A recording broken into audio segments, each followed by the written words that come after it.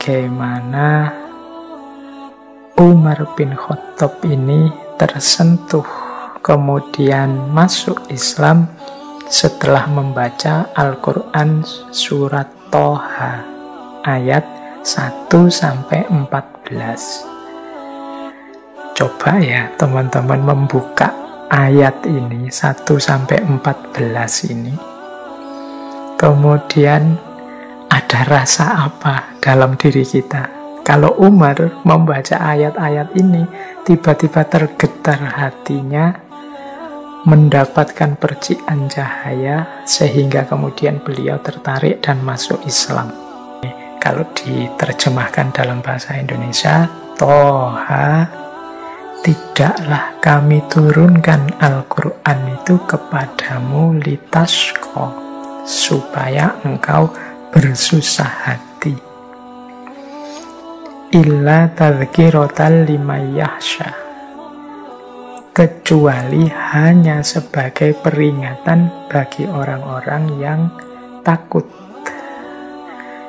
Tanzilam mimman khalaqal arda was samawatil ula, dia turun dari yang menciptakan bumi dan langit yang tinggi. Jadi di bagian awal kita diberi informasi Al-Quran itu diturunkan kepadamu tidak untuk membuatmu sedih atau gelisah.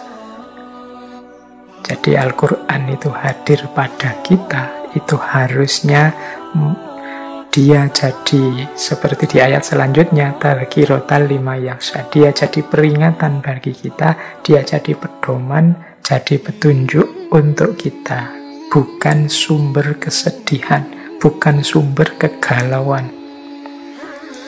Nah, ini mungkin sentilan juga sedikit pada kita. Jangan-jangan kita pernah, saya tidak ngomong sering ya, jangan-jangan sekali dua kali kita pernah merasa sedih, merasa galau, merasa sulit dengan hadirnya Al-Quran.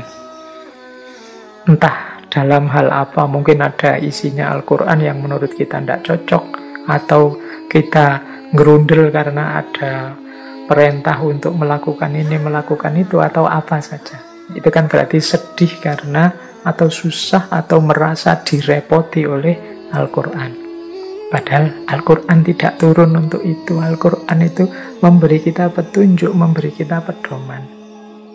Tentunya petunjuk dan pedoman itu konotasinya adalah positif, untuk membuat kita tidak lupa dengan amanah dan tanggung jawab hidup kita di muka bumi.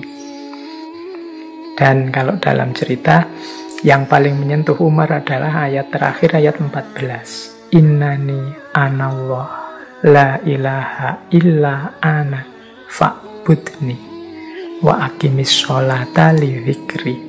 Sesungguhnya aku adalah Allah, la ilaha illa ana, tidak ada Tuhan selain aku, fa'budni, maka sembahlah aku, wa aqimis sholata li dzikri, dan dirikanlah sholat untuk mengingatku. Ini ayat ini menyentuh Umar sampai kemudian beliau tertarik untuk masuk Islam. Jadi penegasan Allah, ya akulah Allah itu, tidak ada Tuhan selain aku, maka sembahlah aku. Ini mungkin karena ayat ini kemudian Umar sadar tanggung jawabnya sebagai manusia, yaitu untuk menyembahnya yang selama ini mungkin dilalaikan.